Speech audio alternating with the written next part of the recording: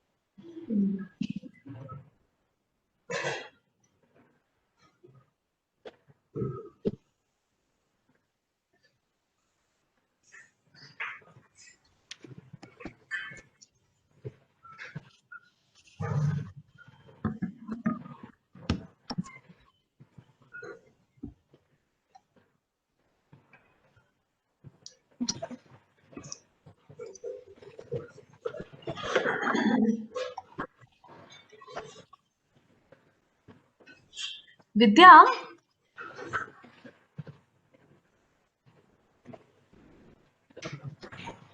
Yes, Rini? Vidya, this will they be getting some certificates and all for this session? Certificates? No, I don't think there's Okay. any mention So, of. would be, is there a way that we can track the attendance, like those students who are attending, so that Yes, we can yes, mark them? that will be done. We can share the attendance sheet with you. Yes, yes, please, so that we can mark them attendance for those who have attended the session. Sure, we'll do that. All right. Okay.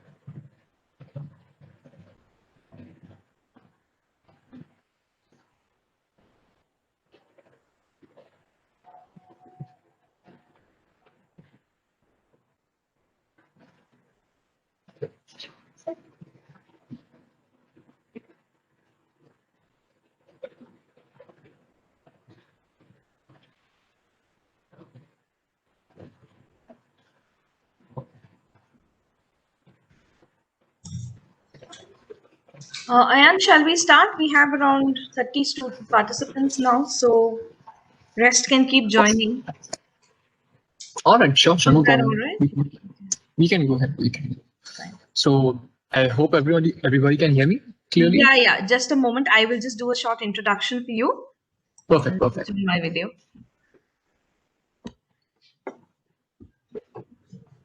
Good morning, everyone. Students, I hope you can hear me. Could you please drop a message on the chat box whether you can hear me or not?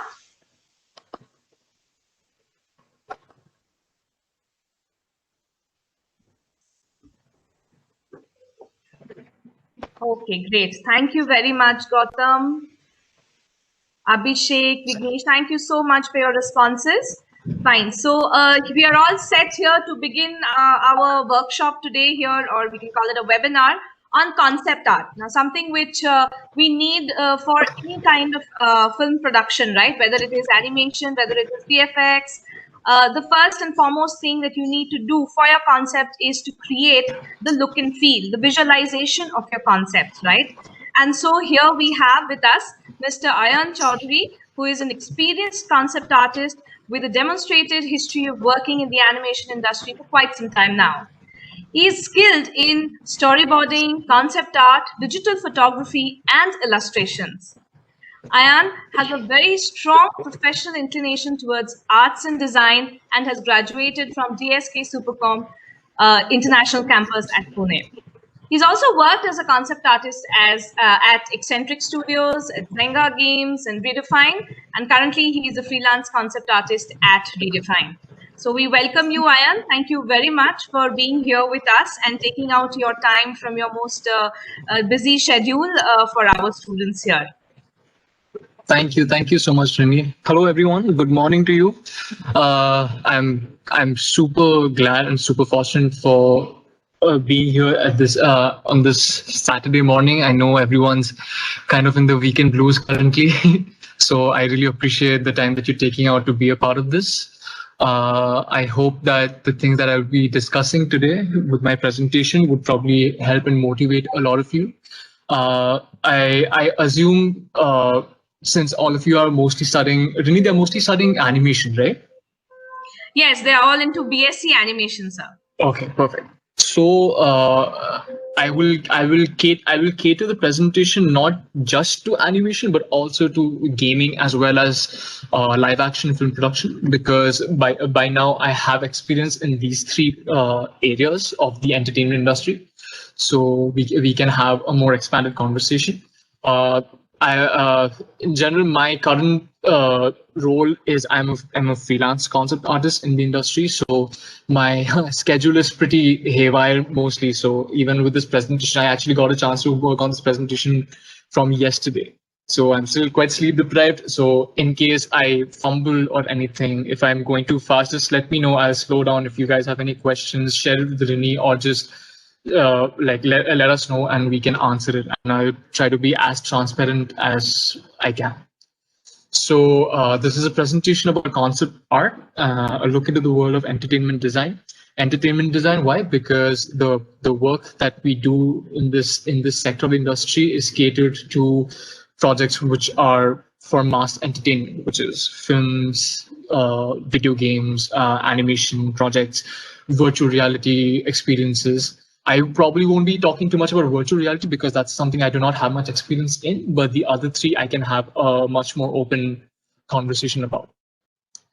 So the stuff that you will learn about today. So we will discuss about the actual true responsibilities of a concept artist. What is the expectation that a studio or a client has from a concept artist that they've hired to help them with the project? We will discuss about that. How the role, how the concept art, the process, the workflow changes with different stages of production. And by that, I mean how, what aspect of concept art is utilized at the pre-production, at the production stage, and the post-production stage. We will get more in depth with it. Evolution of concept art workflow over the last few decades, and this will mostly cater towards the rise of using 3D. I've already discussed with Renee that you guys have already started learning 3D, so you have some foundation in it. So I think you'll be able to appreciate the value of knowing this tool and how it's going to help with the how is it currently helping the entire concept art workflow in the industry right now. Next is, what do you need to do to make it as a concept artist? And this is where I will be sharing a lot of thoughts and tips that I not only that I have used, I've also shared them with other people, friends of mine who've become very successful concept artists in the industry. They're all working on big gaming projects. They're working on blockbuster films. They've worked on multiple Netflix TV shows, and it's mostly going to be about a process of work, how you can inspire yourself, how you can research on things, what kind of foundational capabilities you need to have so that you can be very useful to a studio or a client for the project. Rini, were you saying something? I think I didn't hear. No, not me. It was from somewhere else, not me. Does Just anyone have at a this question? point, I just want to mention to all the students, guys, please keep yourselves on mute. We have given you the option where you can unmute yourself if you have any questions. But please mute yourselves now. Once sir is open to questions, he's going to take up the questions. And in between, if you have any questions, you can type it in the chat box and keep it. Once sir will take a break for taking up questions, we will post all those questions to sir. Okay. So request all the students, please do not unmute yourselves. Please keep yourselves muted. All right. Thank you so much. Yes, sir. Sir, you can continue, sir. All right, perfect. So yes, as I said, we'll be discussing those things. And the one final question is it worth all the hard work? Because I think the one thing that all of us creatives agree on is that creating art is, even though it's so much fun, it's very difficult. It takes up a lot of our time. It takes up a lot of our energy. I've been working, even though professionally, I've been working at studios from at least 4 to 5 years back, but I have been working with clients ever since I started studying in college. So we all know how assignments and how small freelance assignments and how jobs do all these things require a lot of time and energy and a lot of motivation from us. So we will discuss what, if you play the cards right, how rewarding that whole experience can be for you. And I will take you through that. This aspect would be a bit of a personal journey for me. So I'll share that with you guys, so that I hope that it inspires you guys to motivate yourself and push yourself even further. So a little bit about me. I've been working as a professional concept artist since 2016. Before that, I used to work for smaller clients, but in general, I started my bigger studio projects from 2016. I initially started with Eccentric Studios, where I helped them develop a lot of intellectual properties within the studio, as well as work for clients as Nickelodeon and Studio Gaumont for a lot of the animation projects over there. I was one of the few. I mean, I think when I joined, I was the only concept artist, but before that, they had more people, and all of them are doing incredible work at this point. And I don't know how many of you know these people, but artists like, you can probably take notes of these names, and you can go and like research them, because they are working like wonders in the animation industry. So people like Varun Nair, Varun Nair, Nair. He is working in he and a bunch of other guys. They went to France to study animation further, and they're working in studios over there. They're doing incredibly good work. They were all a part of Eccentrics at one point, and we had an incredible time working together. So at Eccentrics, I initially joined as a junior artist, and I spent extended few months working as a contractor over there, helping them with the projects. Then I wanted to transition to the gaming industry. So that's where I started building my portfolio to work in casual gaming. And Zynga Games was one of the companies that I wanted to work for. And I have spent 3 amazing years at Zynga Games since then. I actually recently resigned from there because of a different opportunity coming my way, which was working with Double Negative, which is a VFX studio, VFX house, and I'm working with them on an upcoming film project. And if you guys know anything about these studios, you might understand that the kind of projects that all these companies do are very different. Eccentrics was really focused on animation work for television. Zynga Games' focus is on stylized casual gaming experiences for mass audiences, and Double Negative has worked on major Hollywood and Bollywood films, the VFX portion of these films. So having this range of clients helps me grow myself more and more as a more full artist, a more broader sense of understanding of what this job requires. I wasn't born with incredible art skills, unfortunately. It all came as most of my friends would agree that the skills that they have to do the job or to be incredibly good artists did not come from childhood. They all of us worked super hard to achieve what we have at this point, and we are reaping we bore the fruits of it. We are working with the kind of clients that we wanted to work for a long time. People who motivated us to become artists are basically our clients at this point. And I'll tell you about this more at the end of the presentation.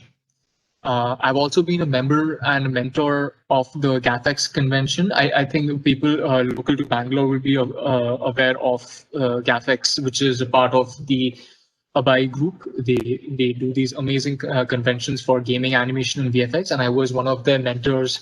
And I've been conducting the digital painting and the concept art competitions over there. And it's interestingly, a lot of the people that I met there who came and took part in my competitions are actually working with me right now as freelancers. So this shows how closely connected this community is. And if you're working hard enough, you are recognized by the people in the community. It will help you a lot, because a lot of the services that we provide, if one artist is busy, then he or she cannot take up that job, they will always refer their friends first. So it's always good to have a very friendly relation and a very strongly inspiring community together. It's a very small community, so if you are doing incredibly well, if you're really working hard, you will stand out like instantaneously. And yes, I have a very motivating for myself, but I also think it will be motivating for quite a lot of you as well. Motivating life coming to full circle story, which I'll share with you at the end. Okay. And this is some of my work I've done over the past few months to years. My interests fall in the area of naturalistic and realistic concept art and illustration. I want to have a career in fantasy concept art and illustration. So all my energy and all my time is focused on building my skills so that I can do this work better and better. So now that you have a brief idea about the work that I do and what my work is, let's begin. So what is concept art? This is something, it's a very direct question, and this is a question that came to me when I joined my college back in 2013, and before my second year, I actually wanted to become an animator. But then from 2014, in my second year, I started focusing on understanding what concept art is because I started falling in love with drawing and painting. Right. So this is a question that I had, and the first thing that I did, which was in hindsight was probably not the best idea, was I googled concept art. Okay. And the moment you Google concept art, this is what comes up: an array of beautiful paintings. And as a young artist, you either get really excited by it or B, get very intimidated by it because it takes a lot of time and a lot of uh, dedication to your craft to be able to create images like this. Thankfully, at this point, if you search these keywords on Google, you'll actually end up finding the right kind of information that you need. At that point, I didn't find it. It was very hard, and these images did not serve to help me eventually, because concept art, as you can see over here, it feels like it's just a bunch of pretty amazing looking paintings, but it's so much more than that. So if you break down the word, which is basically concept and art, concept is basically an idea or a story, and art is the image or the illustration or the image that you're making. So artworks, which in the broadest sense, concept art is the artworks which you build to serve an idea or a story. This is in a more, it's a broad definition of it. But if I put it more specific, is that concept art basically serves a visual solution to problems that are addressed while creating an entertainment product, which could be a game, which could be a film, which could be an animation series, which could be a TV show, anything. So if you see here, these are images by one of my favorite artists, Andre Wallin. He worked on majority of the Star Wars franchisee projects. And if you look at these images and if you've seen these films, you might be able to recollect a lot of these moments from the film. And his job essentially was to help the director visualize these moments. And the director would be like, okay, I like what you're doing here. We will try to shoot the live action footage based on what you're doing here. So this essentially are beautiful paintings. But the way this serves the concept art purpose for the director, this as well serves the concept art purpose in the same way. Now, the difference is the refinement level of this. All right. On the left, as you see, the images are more realistic, way more cinematic, very, very refined, very, very grounded. It looks like they look like actual film frames that you can see. But on the right, you can see very, very humble drawings of costumes. But as we discussed on this one, artworks which serve an idea or a story, which is basically your art is supposed to communicate an idea very clearly so that the director and the team can use it. Both these artists, one of them who worked on the left, one of them who worked on it recently, and the other artist who designed these costumes, they worked on these back in 1970s and the initial stages of developing the concept for Star Wars. But you can see, and if you guys follow the stories of Star Wars, you can immediately recognize a lot of the costuming that they did. So the information both of them are conveying is super clear, and that's what makes them incredibly good artists. So let's talk about the production stage. I think since you guys are also studying animation, this is something that you guys are slightly more familiar with. So I can kind of divide it up into three sections of it, which is pre-production, production, post-production. Pre-production is essentially the stage which is mostly associated with concept art. In the animation industry, concept art is referred to as visual development, but it's the same. It's basically the same thing. It's concept art. You can call it visual development. You can call it concept art.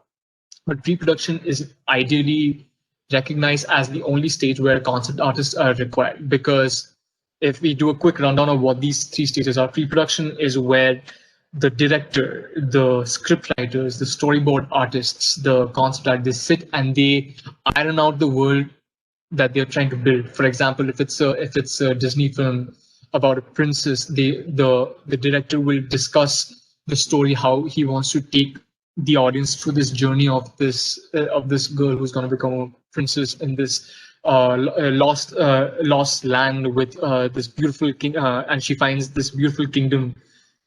The job of the concept artist is to figure out how that answer will, how that girl will look like, how the kingdom will look like, how the world will look like, how the people interact with each other on a daily basis, how what are the interesting elements, the magical elements in the story.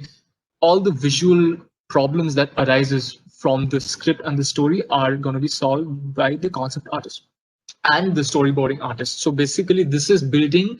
Pre-production is essentially done to create the entire movie, but in a much more affordable way. Because once production starts, that's where the actual money goes in, and it's more expensive because you have to create like in for a 3D animated film, for example, you have to create 3D assets. You have to animate them, you have to rig them, you have to light them, you have to render them, you have to composite these elements all together.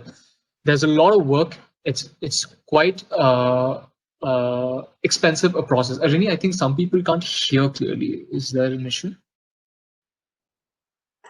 Yeah, I'm just seeing that, but I don't know why. It's only Rajat. Others can hear. Can you just confirm? Yes, ma'am. Yeah, Yes, so ma'am.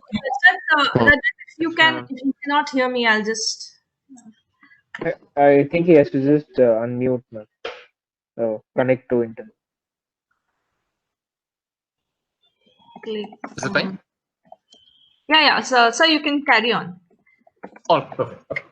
So yeah, so production is where actually the main, like when a film is done, the main expenditure that happens from a studio is in the production stage. So the pre-production the pre-production stage of a film is required to create a basically an affordable, a cheap version of that movie, so that once they have the entire film storyboarded with different characters and everything done together, they know how this project will look. So once it goes to production, that time if they have doubts about the story not working or things are not working for them, it's time lost for them. So they have to again come back to pre-production. Again, they have to figure it out. So pre-production is basically to create the world in terms of images, and also help the production like the production like the the whole part the production process in a more like a smooth sailing way, where they get the information that they need to create the assets, to create all the elements that are required to put together and create the main content of the film. That's what happens in production. What happens in post production is, in production we create a lot of different things, and in animation studios you have something called dailies, which is basically daily reviews. And in those reviews, artists, animators, they pitch whatever they've worked on over the entire time to the director. The director gives them notes and everything. They tell them, okay, we need to fix this. The animation on this has this kind of an issue. This is basically a full review process of the shots, and once everything is kind of done together, it's a huge it's a huge heap of information that's created during the production process. In post production, we refine them. We refine them through editing, where if excess information like unnecessary shots are there which does not serve the story, you remove it. There's sound design that comes into it. Now this is very like specifically applied to these three, but then again they kind of interchange, and I'll get into that after this. So post production essentially refers to the refinement and finishing of the movie. All right. Now we can discuss how concept art actually serves a purpose in all these three cases. So in pre-production, I've taken an example of a film from Walt Disney feature animation, which is Big Hero 6. I believe a lot of you have watched it. The reason why I picked it is because I've noticed that they like a lot of these big budget films, they release a lot of information about the making of for their projects, and some of the best resources are their art of books. And I would suggest all of you to buy, if you're into animation art, buy the art of books for uh, Big Hero 6. Like all the animated films, like most of them have their art of books now. It's basically books filled with pre-production art, character designs, environment designs. Is someone trying to ask a question?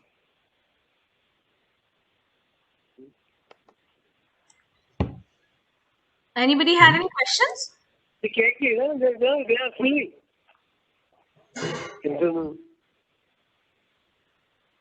Who's that? Guys, please unmute. Who's this caller in? Hello. Hello. Yes, who's this? I'm Rajat. Rajat. Yes, Rajat, just unmute yourself. Just mute yourself, Rajat, please. You can Yes, hear ma'am. now, right? Just mute yourself. Why is it calling? Is there any issue? Oh yeah, actually Rajat is trying to connect, but Okay. he's not able to hear. So Oh, I see. I see. yeah, he's stopped, I think. I'll continue. Yeah. Sorry, Ayan. Please. No worries. It's all good. I do this the whole meeting thing every 2 days, so I'm completely aware of this issue. It's completely fine. He's just facing, so I'm just trying to help him out. No worries. It's okay. Take it. Anyway, so I saw some of the questions in the chat. I'll address them at the end of the presentation. We can have a more open conversation at that point. Okay. So as I was saying, so these art of books have a lot of information. I highly recommend you guys, even though I'm not working in the animation industry right now, I'm very extremely hardcore art book lover. I constantly buy them. I constantly learn from them. You never stop learning in this industry. You have to keep on pushing yourself. You have to keep on learning more and more. It's never enough. So if you have that belief in your head, you will honestly go much farther than a lot of people. Because it's, as I said, it's a very difficult creative process, a very difficult process. People lose motivation at the in the middle. They let go of it because it's too much. It's probably creating disbalance in life. But if you stick to it, if you have the passion, you have the motivation for it, you'll be doing great. So these are some of the images from that I've picked from the visual development section of this film. So I'll take you through this example of the images that you see in the pre-production stage, which I would refer to as the exploration stage. Now, exploration in the sense that a lot of these images are actually to help the director and the producers understand what world are they building. Even if a director is on a project, it doesn't mean that they have all the answers to all the questions. They need a team of people to help them visualize that world. That's where pre-production artists, concept artists come in, and they help and their skills of their understanding of the of art history, of their knowledge and research about the world around them is what helps them create these images. So over here you can see the character designs of, I believe the character's name was Hiro Hamada. I don't remember exactly. So this was, I believe these were done by one of the artists, Shion Kim.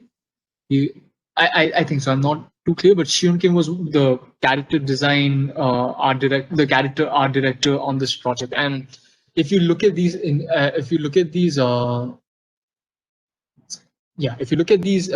drawings, these sketches that he has, there's so much personality to them.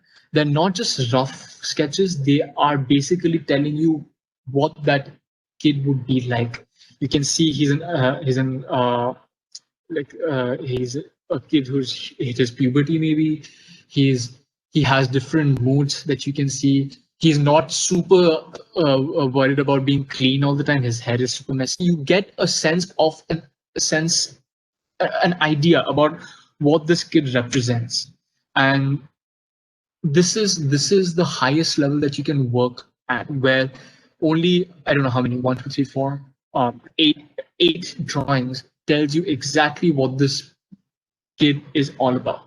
And you can, and to test that, you can literally relate it to the images on the post production where you can see the final rendered images, and that's the thing that you see in the movie. But look at how similar these initial sketches of the character, the personality of this kid, was so clearly communicated that they stuck with it till the end, where you actually ended up seeing sketches, you ended up seeing the final rendered 3D, beautiful, aesthetically pleasing version of this character. Same with environments.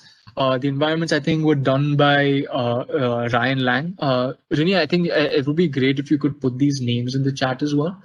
Ryan Lang is Ryan, Ryan Lang, Lang. So they can probably go through these names as well. And the other name, the character guy's name is Hyun Kim, Shiyyon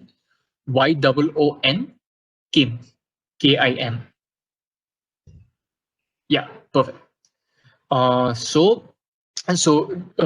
Lang is one of my favorite concept artists just because of the sheer versatility he has in his work. Because right now in this slide that you see, other than the top left and the top right images, all the images are designed by Ryan Lang. And I was actually very fortunate enough to meet him 2 years back when I went for a convention and I attended his presentation, and he talked about a lot of things that he was working, and he's a super inspiring guy. So you can see how that one artist was not just used in the pre-production stage, he was used in all three stages of a film production. So in pre-production, what he had to serve is figure out the world. In this case, like if you look at the designs that he made, at a moment's glance, you know that those images are about a lab, and not just any lab. It's a more technically advanced lab, but with a sinister, a more sinister take on it. Like the lighting, the environment, the foggy atmosphere over there, the central lighting with everything dark around it, all that stuff. It's not just random elements that he's putting in. Those are all well thought out elements to serve the idea. The way the sketches for the kid serves a certain idea, the sketches for the environment is also serving a different idea. So from pre-production, that's where you visualize and you develop that world in terms of images, and you put them together and you discuss with directors and you see how this project can come to fruition. In production, what kind of work is a concept artist doing? Now, a lot of times, while in production, there might be changes to certain designs and everything. So that's when probably, for example, over here, maybe while the model was being created in 3D, they realized they don't really like the hair that this kid has. So it goes back to the character art director, and he either himself does it or he asks his fellow artists to work on certain explorations to try different ideas for the hairstyles, and then they share those images with the team, and then they have that whole discussion again, and then in production they try it out in 3D and see how it looks. But right now, the images that you're seeing over here were actually used in the film. If I don't know how, if you watched the film, but if you look closely, these were paintings that were used as frame paintings in their houses. Like the bottom one was in Hero's house. The top one was the kid whose dad was apparently Stanley in the film. But he had this beautiful painting which was inspired by one of the legendary comic book artists, Frank Frazetta. So Ryan actually had the responsibility to paint these images, which will be used as a final product in the main film frame. So that's where the terminology that I'm using it for is illustration. And this is where I can probably discuss about why is concept art and illustration different, because this is a very common question that I get pretty regularly. A lot of my friends get quite regularly because it's a very confusing thing. Concept art serves a final product, while illustration is a final product.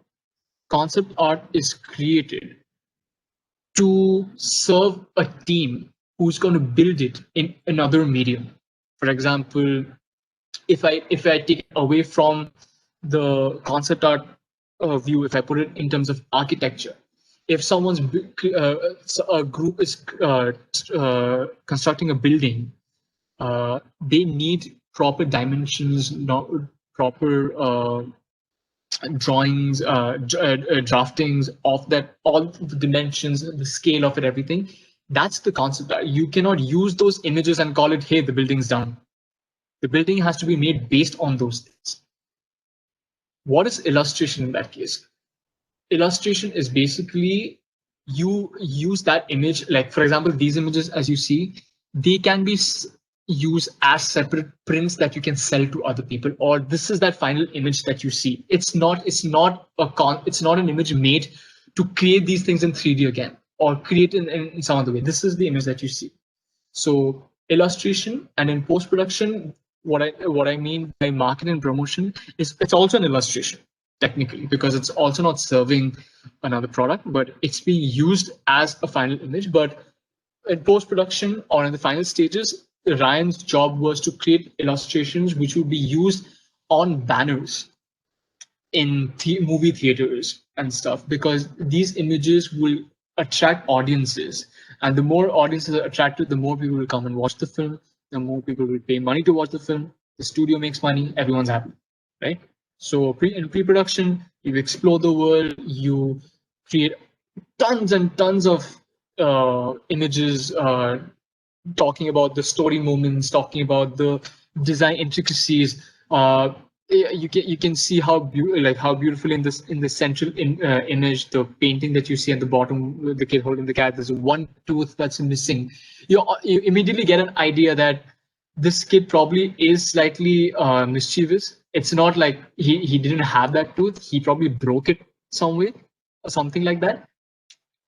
Just those small ideas. These are very well thought out ideas. Just one major thing that I think everyone should know: whatever you see in a film frame, whether it be animation or whether it be live action, everything is designed, and that's what makes animation filmmaking or live action filmmaking so difficult, so consuming a process, because everything that you see in that 1280, that 1920 by 1080, that 16:9 ratio, every element is there for a reason. There's nothing over there which is not supposed to be there. If it's not supposed to be there, it's not going to be there.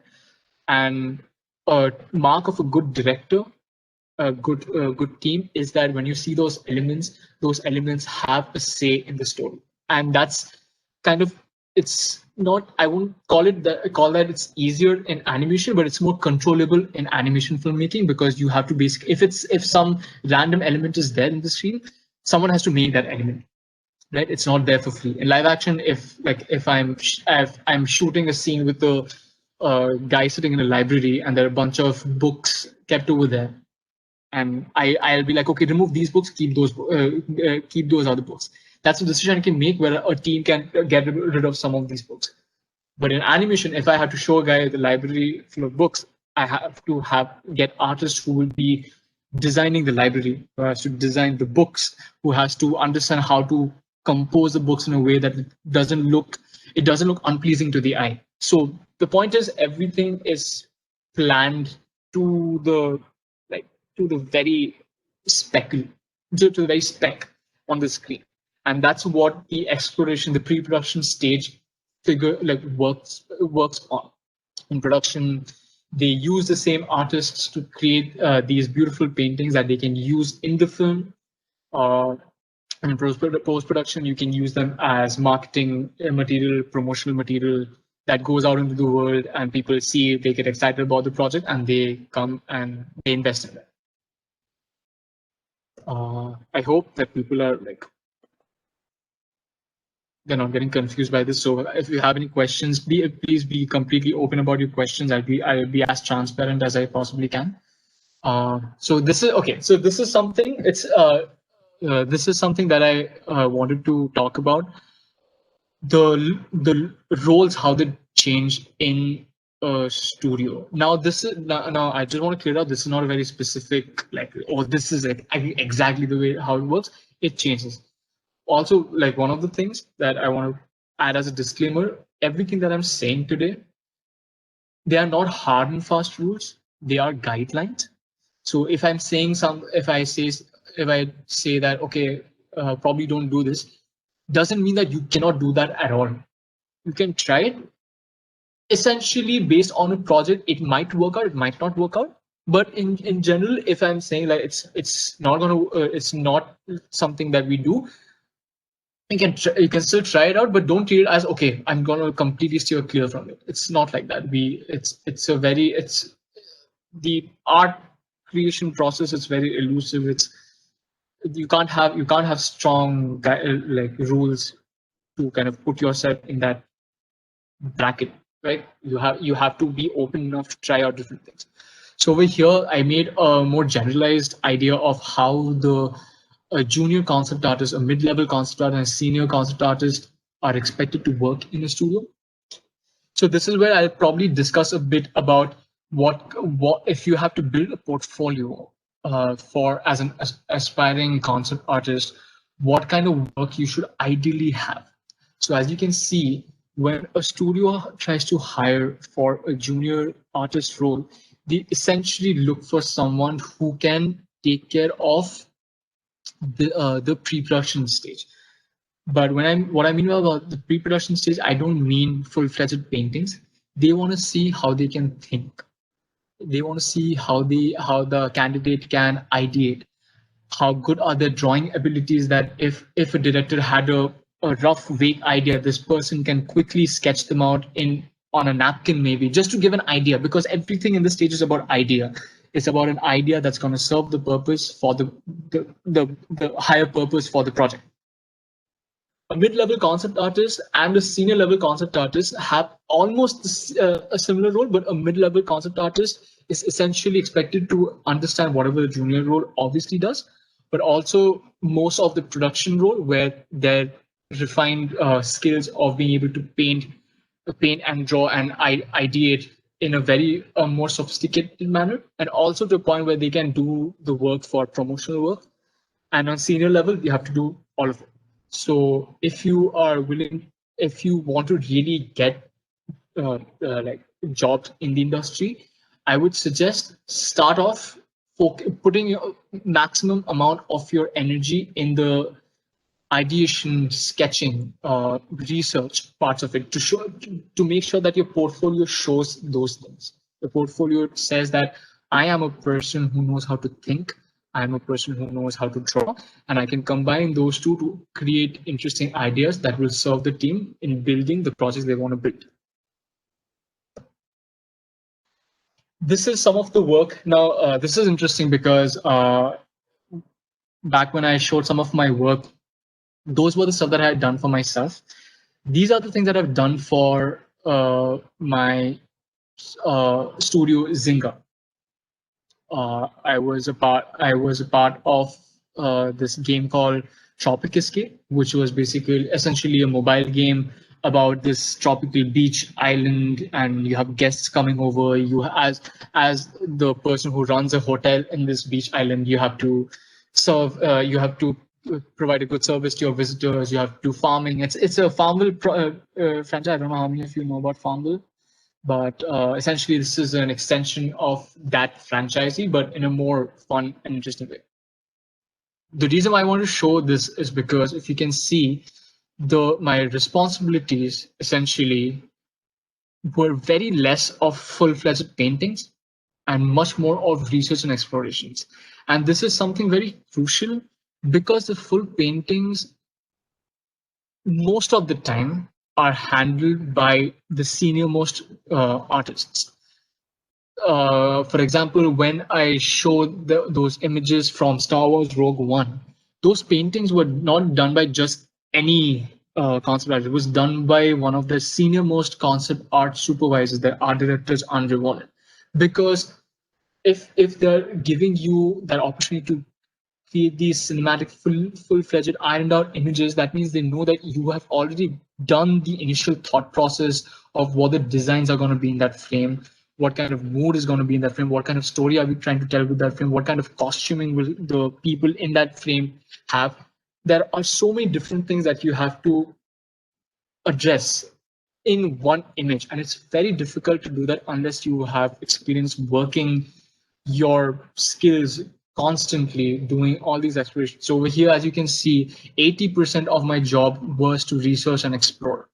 all the art that you see on top, they've all, fortunately, they've all gone into the game. They've all actually helped make a lot of money for the game that I was working on, just because I focused a lot of my time on letting the company know that I can, while I love doing these kind of beautiful paintings, I'm going to be also very useful as an artist who does these exploratory sketches and brings new and different ideas for the game. And 20% are full paintings, illustrations. These images were used for marketing this game on our social media platforms. So, but it's a very, very small aspect of the job requirement. So that is why I said initially, when I initially Google search concept and I saw these beautiful paintings, in hindsight, it served a different thought, because the industry is way too different compared to that. This is one of the last stages. That being said, this is more specific to the gaming part of it. I'll talk about how it's in the film, live action film industry in a bit. Sorry, I couldn't hear you.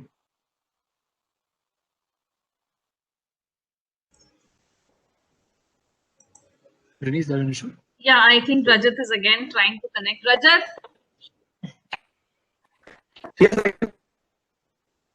Yeah, you can hear, but you have to put yourself on mute. Yeah, you could put it on mute, Rajat, so that your side sound is muted. And you can hear, sir. Yeah. As of now, like whatever I've discussed, can people probably give a thumbs up if the information is slightly clear to them?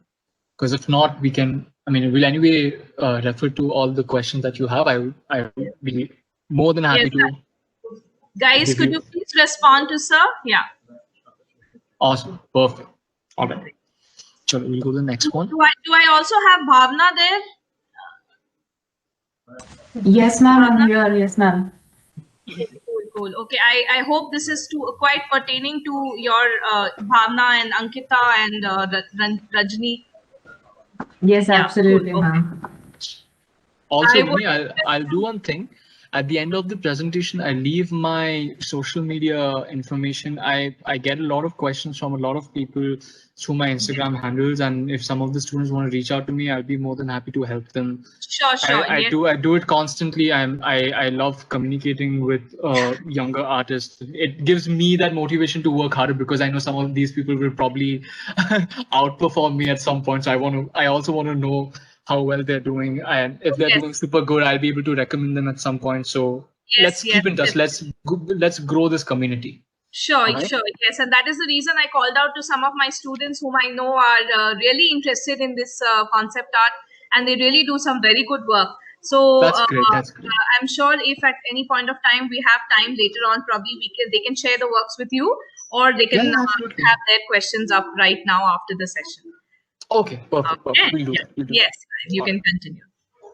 Okay, so now I'll go to a bit briefly about concept art in films. Okay, now this is where a lot of the things that I said about full-fledged paintings don't help kind of gets contradicted in the live action film genre, and I'll tell you the reason why. Directors, when they're working on these projects, they want their concept artists to understand how realistically they can show an image. Okay, not even just realistically, but in a grounded way. Okay, so I took some examples from the film, one of my favorite films actually, War of the Planet of the Apes. If you can see the images on the top, which were painted up by a legendary artist, Vance Kovacs. The spelling of the name is Vance, Vance, and surname is Kovacs, Kovacs.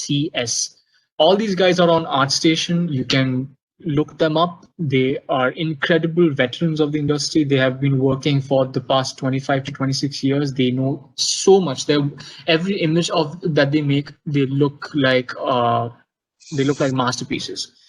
So as you can see the images on the top, they're still rough. I would say they're not as refined as the initial Star Wars images that I showed, but look how beautifully they have been translated into the film. The director put his faith in the hands of these artists, and he told them, I want you to visualize how these story moments would work. So the design aspect, where the exploration and the sketches come in, that's for designing the world. The full-fledged paintings serve the cinematic storytelling. So basically, these paintings are basically done to tell the overarching story moments of the film, and the sketches and explorations are mostly focused on create, like for example, if you see in the top image, they have these structures built out of wooden, like these wooden shards. So the design, Vance is not designing them in this frame. He knows that this is a structure that they're going to use in the film. So he placed a whole story moment through that entire structure that was designed initially. And as you can see at the bottom, that is exactly what they tried to do. Even on the left image, you can see how beautifully they have translated the information that Vance was creating in his illustrations and translated them into the final film frames. Same thing again over here. This is more towards the designing aspect of it. You can see the top three images. Two of the images on the left and right are basically painted illustrations. The right one, I actually almost got fooled that was actually not a film frame, but that's actually that's a painting. So this image, and the middle one is actually, if you look closely, that's a handmade model, actually, a smaller scale model that they created to have a sense of how the structure can be visualized in 3D. All this information, the story moments, the lighting information, the structure in 3D relates to the image that you see at the bottom, which is the final film frame, where you can see all those elements coming together and creates that exact story moment that you're trying to create. Okay, just give me a small 10 seconds break. I'll just drink some water. My voice again, my throat is getting a little dry.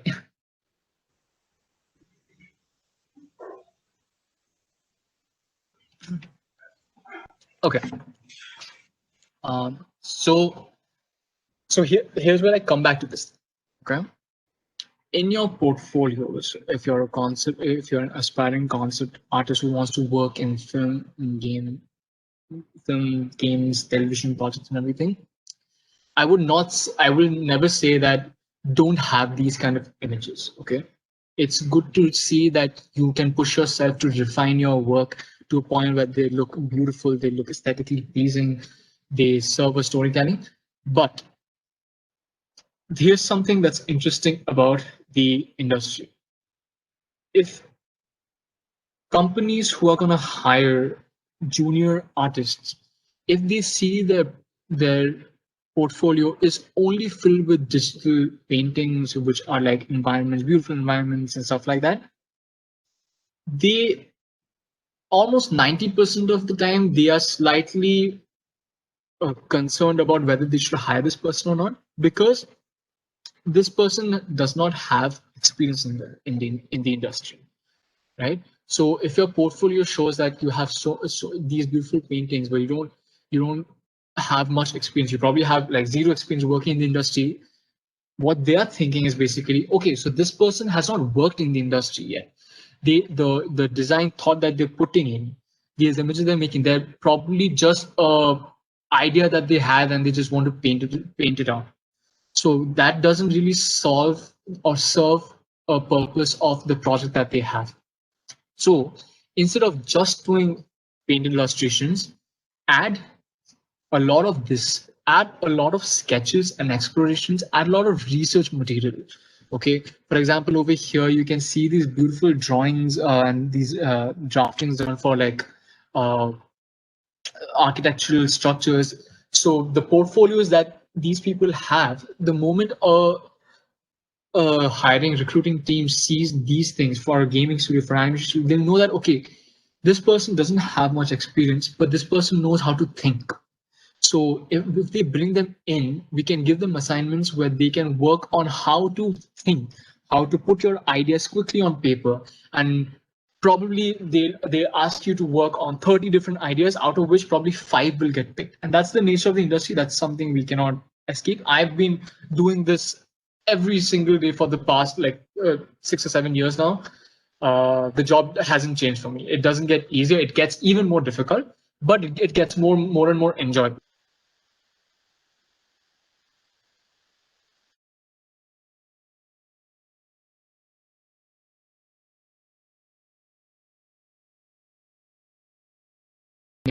Put this, okay?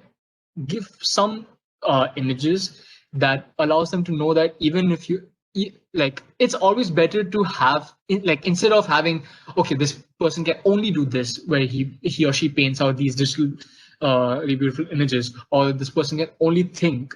What if you have this thing, and then they also know that if this person's given that task, they'll be able to render some of these forms out in this fashion, right?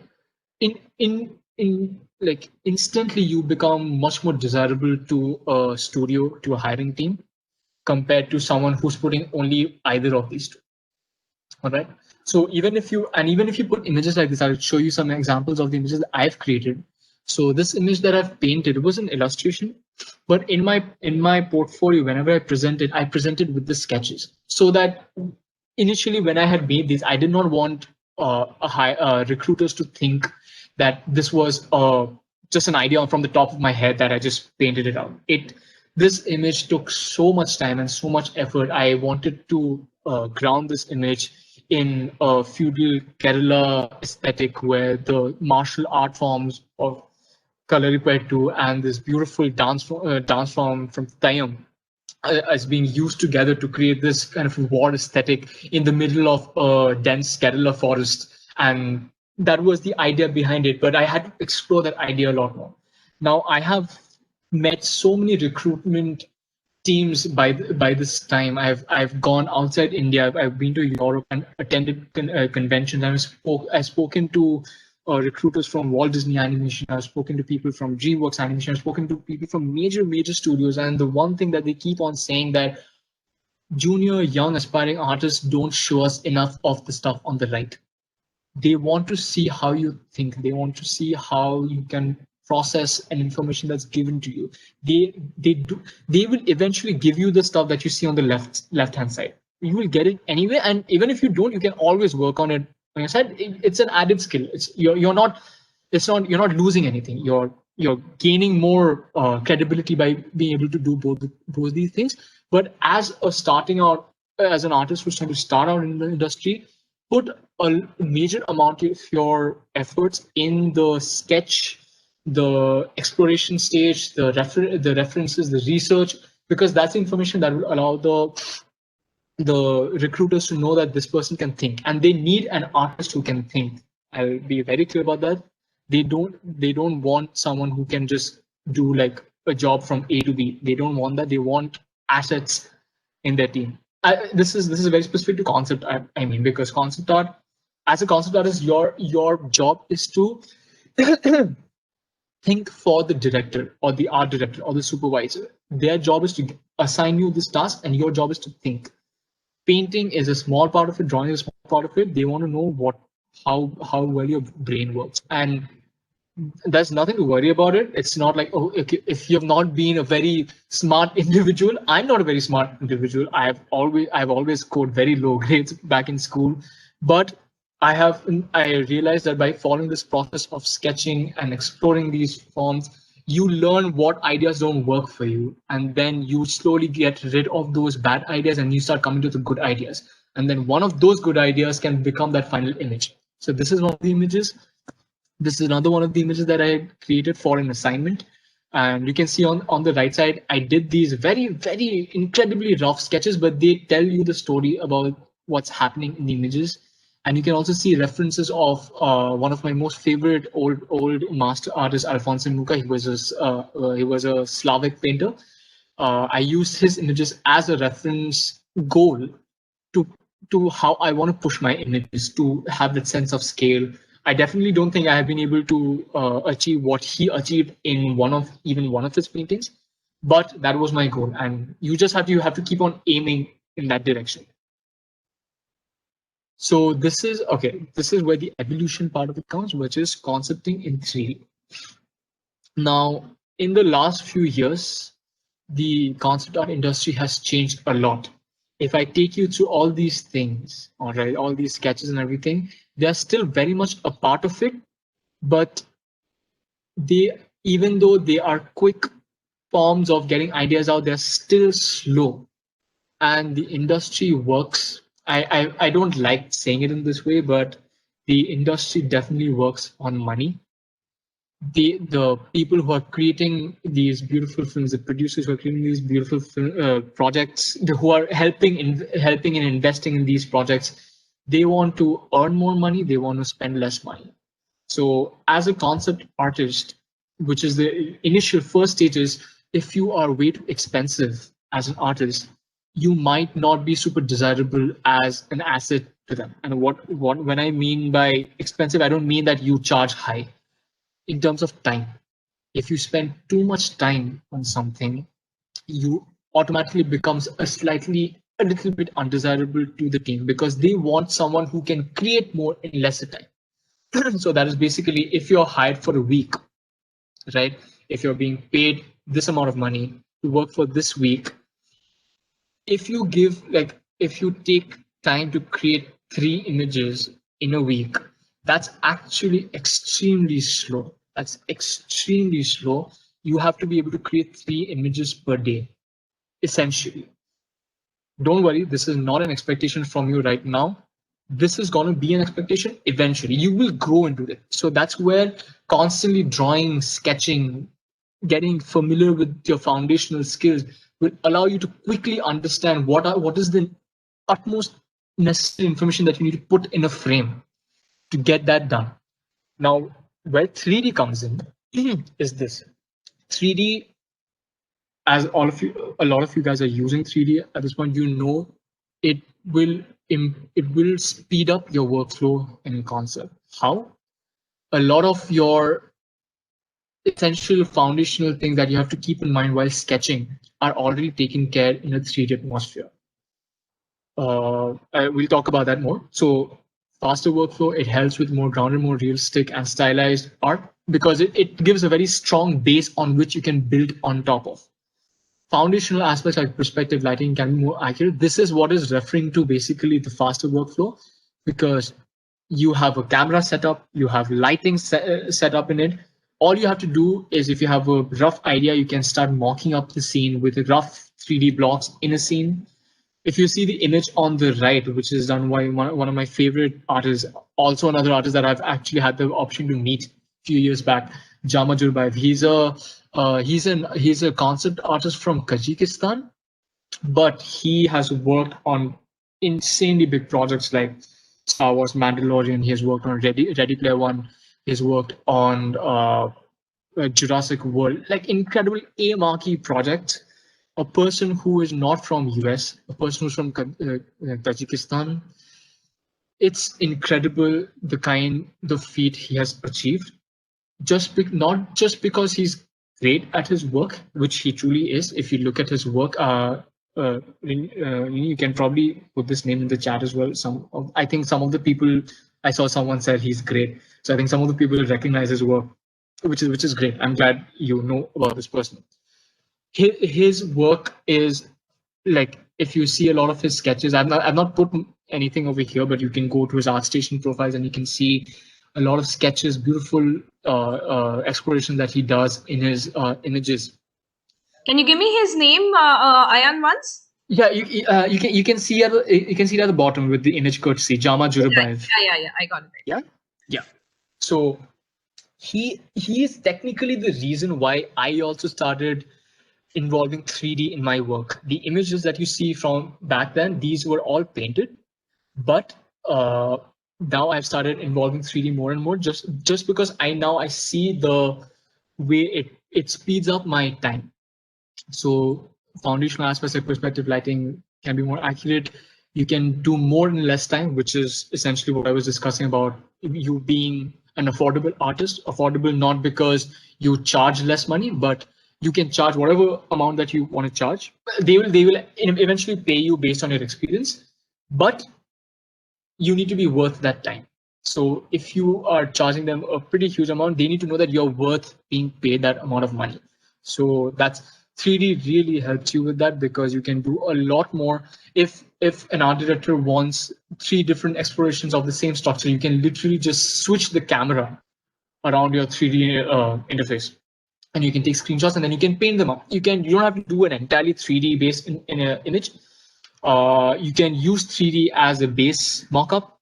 Then you can use photo textures. You can paint on top of that. And you can create a lot of elements. It's a creative. It's a very hands-on process. You can figure it out on your own. And aesthetically pushes the work further if used correctly. So I'll give you an example of an image that I had done recently. So as you can see at the bottom right, that I wanted to create an image kind of based on inspired out of my love for Planet of the Apes. So I did these rough value sketches that you can see at the bottom. I really wanted to have this eerie, unsettling feeling of probably this mother ape which discovers the body of her lost child, her child that she was looking for a long time, and she finally found the body of this little baby ape kind of submerged in this muddy water in the midst of a very heavily dense rainforest. So that was my idea for the story. And as you see at the bottom, I already explored this. The image that you see finally is not the first idea that I had. That was probably the last or the second last idea that I had. But I had to do a bunch of explorations trying to figure out how to design them. Once I had a brief idea, I immediately used that image, put that in my 3D software. I use Blender because I think Blender is great and it's free. I think everyone should give it a shot at learning it, and it's because it's very friendly for concept artists. It's a very creative software and it's a very open source software. So a lot of things that you might struggle with using other industry standard softwares like Maya and all, Blender actually serves a lot of these purposes because it's completely publicly funded, publicly sourced, and a lot of big companies are now really putting their money into investing in the Blender Development Fund, which is helping develop that tool more and more. And the best part is it's free. You can download it today. You can start using it in every way that you want. So I use Blender for this, and as you can see at the bottom, I just used these elements that you see. I have not modeled them. I don't know how to 3D model. I use mega scans. Mega scans are basically photogrammetry scans. Basically, if instead of modeling a tree bark, someone clicks several photos of a tree bark from several different angles, and they compute all those images together in a computer system, and those images are stitched together to create this one mesh, which looks like the 3D structure. So an organization called Quixel, Quixel, they have this entire incredible source of library source. Okay, sure. What's the time? Okay, fine. I'll be quick. So basically, go to Quixel, look for the mega scans and everything, and I basically use these elements all together and created that image that you see on the top. It's basically I used photographs of apes, kind of photo batch them together, change the colors for it, kind of use actual film references to set the mood for it, and that's the final painting. So you see, this image was much quicker compared to the other images. The other images probably took me several months to do. This took me a week, essentially. And immediately I became a much better concept artist because I'm quicker and being able to sell the idea much faster. Tips for concept artists.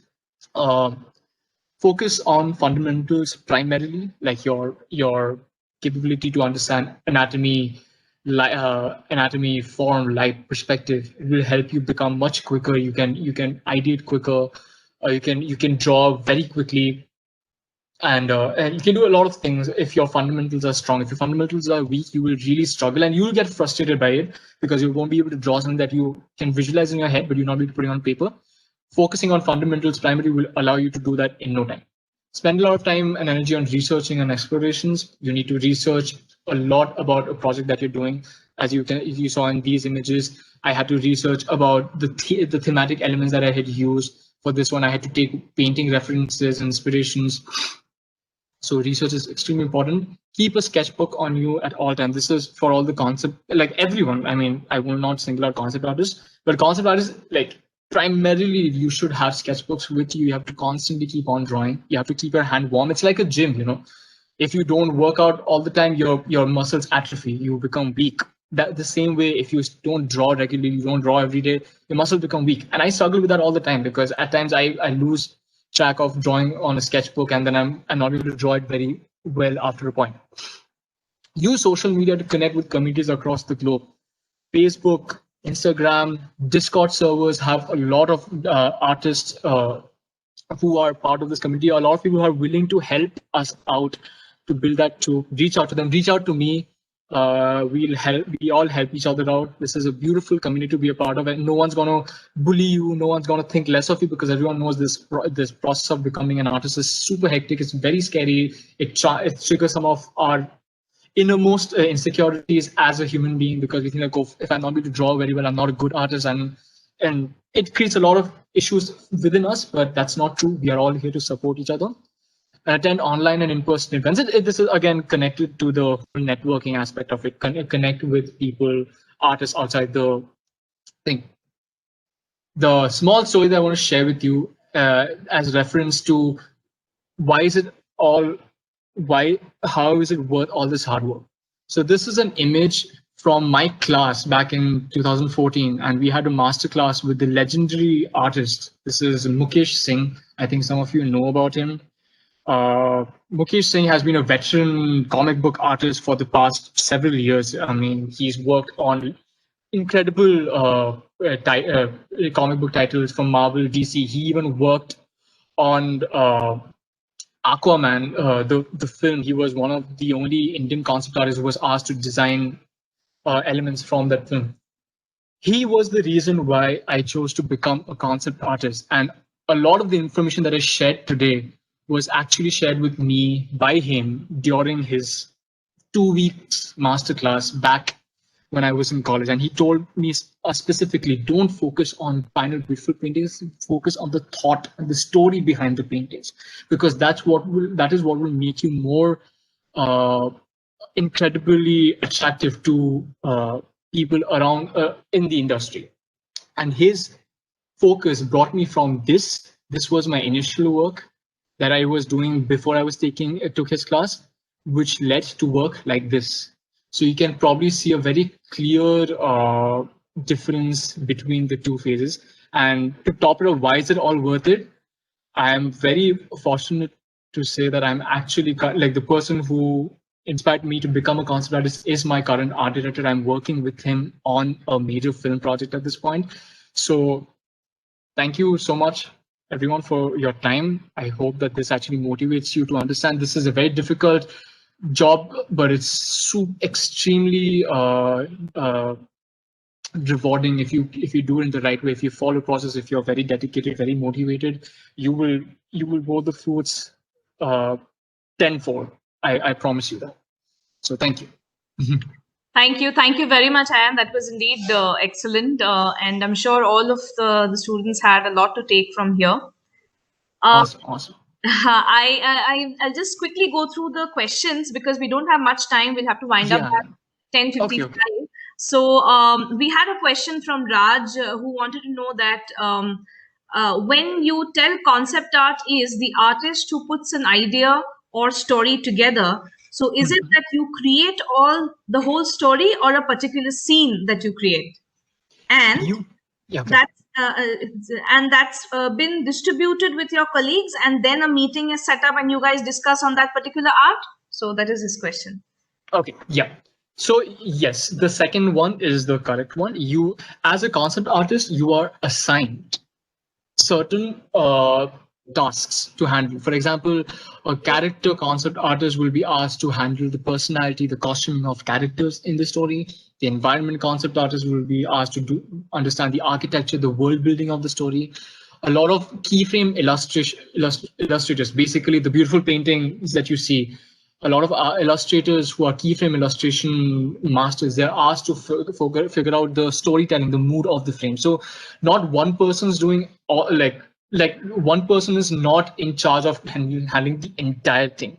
they're assigned something, and it's a very collaborative process. It's not just one person doing the whole thing. The filmmaking process it's a very beautiful process, very collaborative. Everyone's working together, and even if I'm doing something, I'll share my ideas with the director, with the other artists, with the producers. Everyone has a take on it. They'll tell me what works and what doesn't work. I go back, fix on that, come back. So we are doing parts of it together, and we kind of bring them together and create something together.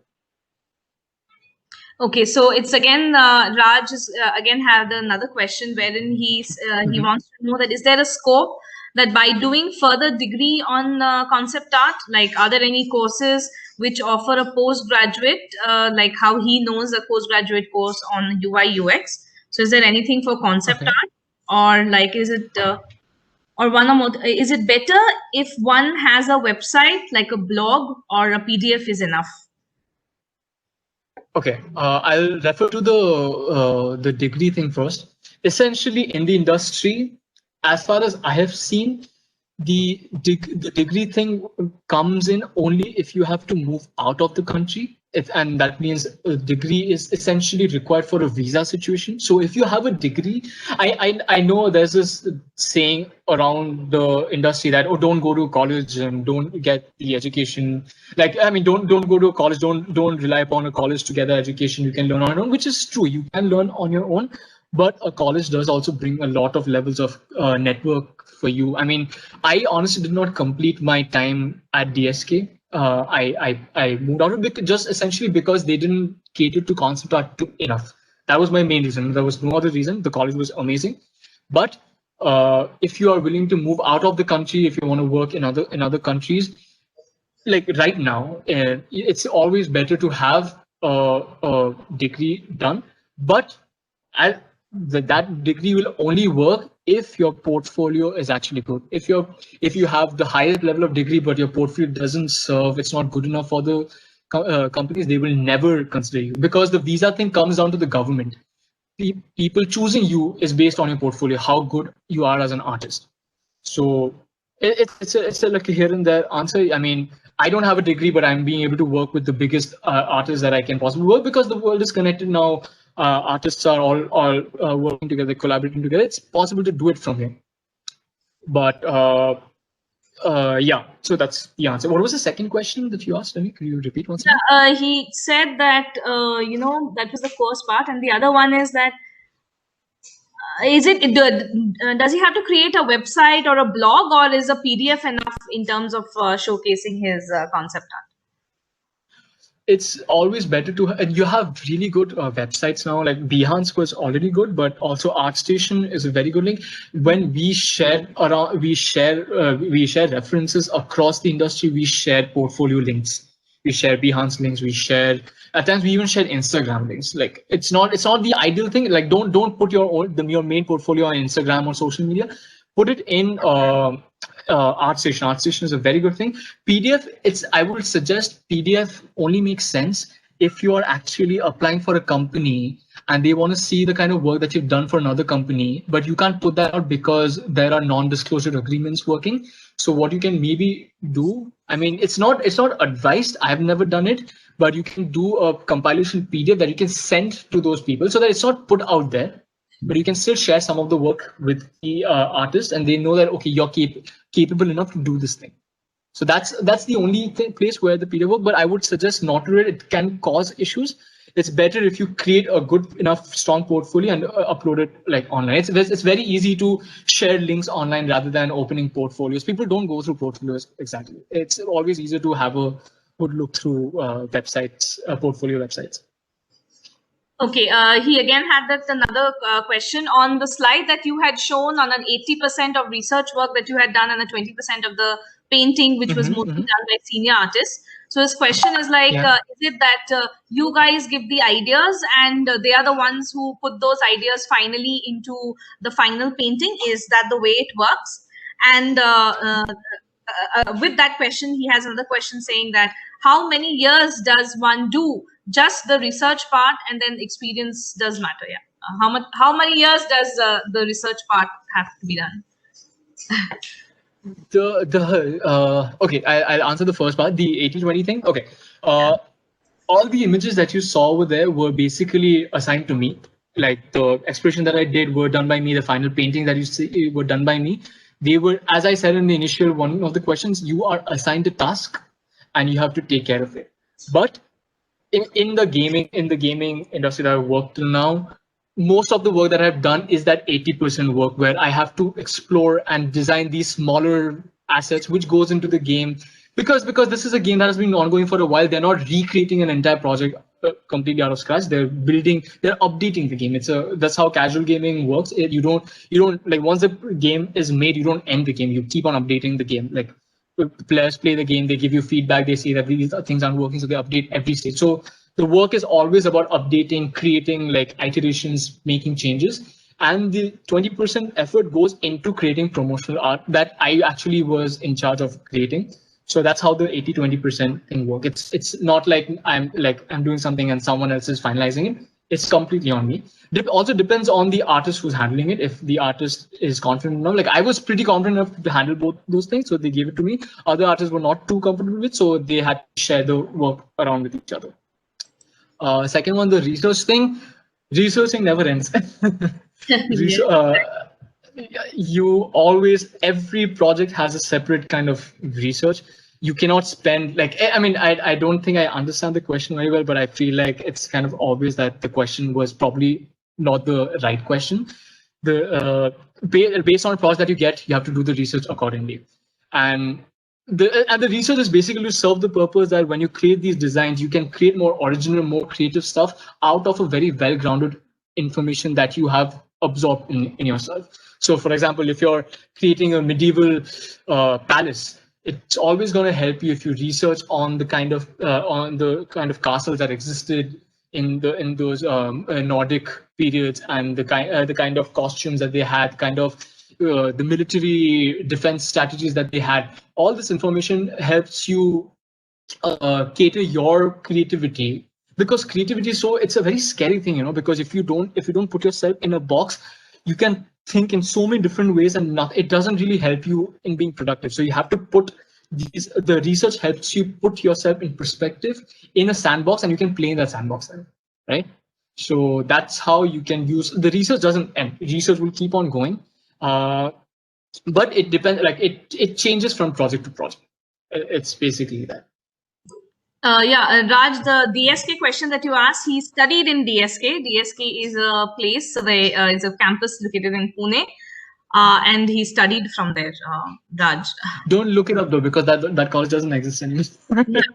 Yes, it's sadly. Yeah. Yeah. Ma'am, I have a question. Yes. Just a moment. Rajni already has posted one question. Then we'll go for your question, Sanjay. Does our style matter in our portfolio? Art style? What style meaning art style? Does our art style matter in our portfolio? As a concept artist, I won't say it really matters. But style is something that I don't think should be an intention while you're building a portfolio. The portfolio, another difference between concept and illustration: concept art does not require you to have a specific style, essentially. Okay, but they need to know that you're capable of handling a similar style project. So if you can do that anyway, that's great. In illustration, mostly people look for artists who have a specific style. For example, like if they're working on very graphic, abstract magazine covers and stuff like that. So that's where the style thing comes in. You get hired because of the style that they want. As a concept artist, I don't think they will hire you because you have a specific style, unless you're a very specific, like extremely high level concept artist who's worked for many years and has developed aesthetic for his or her work. And then that's some of those situations. As a person entering the industry, I would ask you to steer clear from developing a style. Just focus all your energy into exploring and drawing and getting to understand your own strengths and weaknesses more through the process of drawing and painting. So that way, like if you keep on doing it for the next 10, 20, 30 years, you will eventually develop a style of it. And you won't even call it a style, it's just how you paint and draw. And people, if they like it, they'll hire you for it. If they don't, they'll hire you for your ideas. I hope that answers your question, Rajni.